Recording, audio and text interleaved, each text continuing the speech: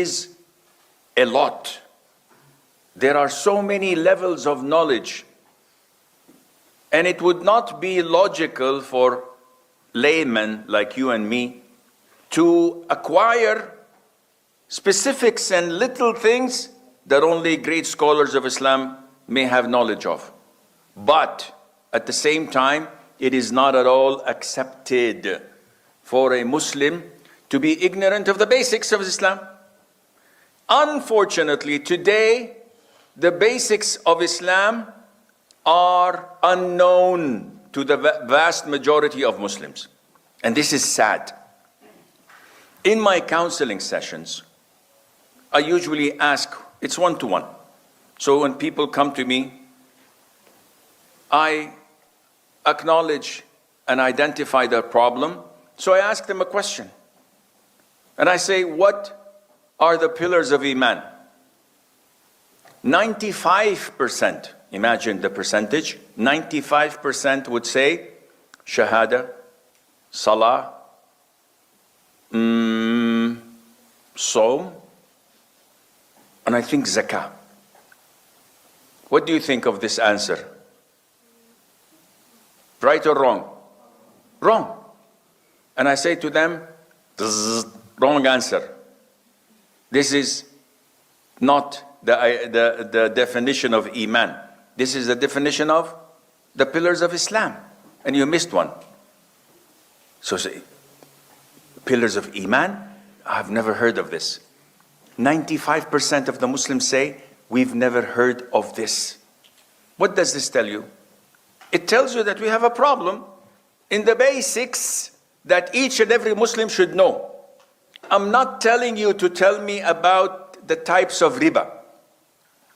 You may not deal with money and transactions, so you're not obliged to know this. It's not mandatory upon you.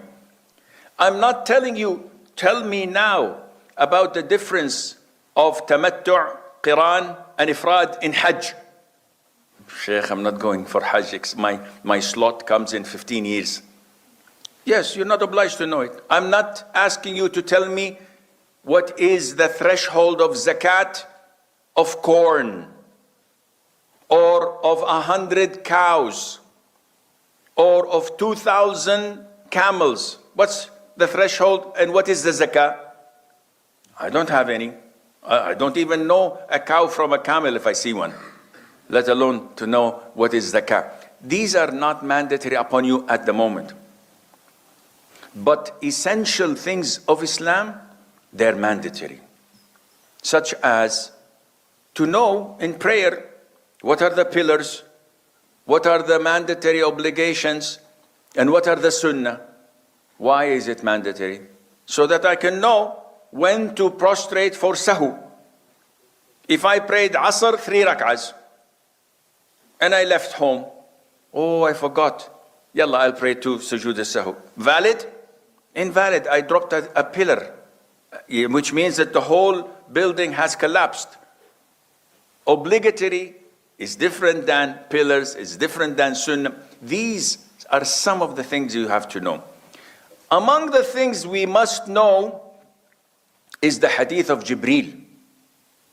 When he came to the Prophet ﷺ, and he asked him, he came in the form of a human being, the companions were sitting, they saw a man, white clothes, black hair, no trace of traveling, yani no dust, nothing. And at the same time, none of us know him. They didn't have any hotels at the time. So they should have recognized him.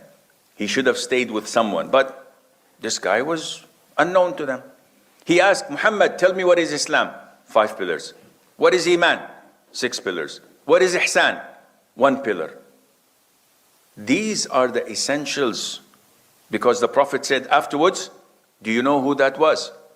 They said, no. He said, that was Jibreel.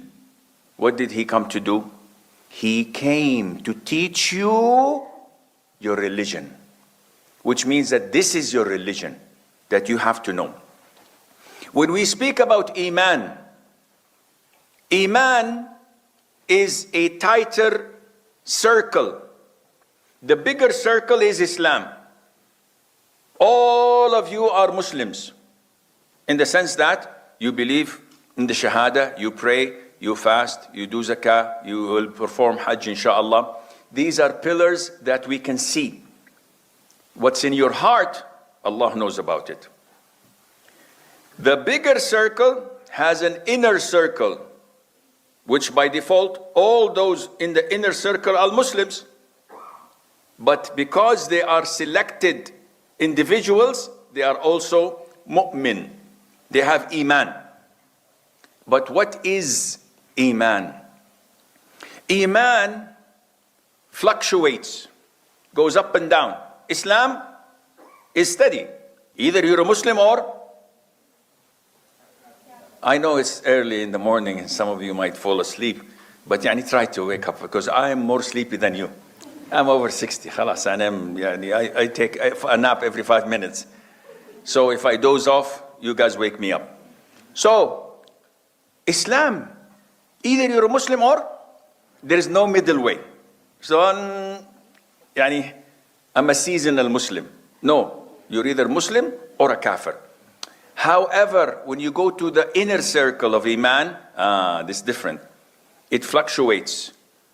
And this is why it increases with deeds that are good and decreases with sins. What is the evidence